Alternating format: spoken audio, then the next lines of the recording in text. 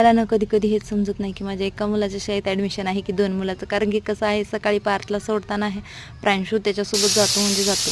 आज पत्ताकोबीची भाजी आणि वरण भात पोळी स्पेशल म्हणजे शेवगा वरण बनणार होतं. आणि तेवढ्यातच गाय दारामध्ये आली होती आणि प्रांशू तिच्यासोबत बघा कसा खेळत आहे आणि तिच्यासोबत मस्तीही करत आहे.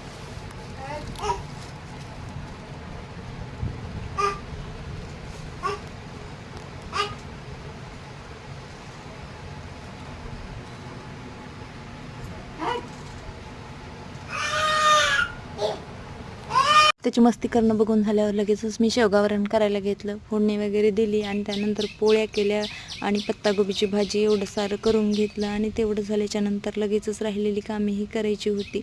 त्यामध्ये कसं बाजार आणला होता, बाजार व्यवस्थित असा निवडून घेतला, सर्व काही फ्रीजमध्ये स्टोअर करून ठेवला. आणि त्यानंतर लगेचच शेपू भाजी होती, कोथिंबीर अगोदरच मी व्यवस्थित नीट करून घेतली होती. त्यानंतर लगेचच शेपू भाजी निवडायला घेतली. व्यवस्थित अशी शेपू भाजी निवडून घेतली, म्हणजे कसं व्यवस्थित निवडल्यावर भाज्या कशा खराब होत नाहीत. आता पावसाचे दिवस आहेत त्यामुळं तर भाज्या तर थोड्या लवकरच खराब होतात.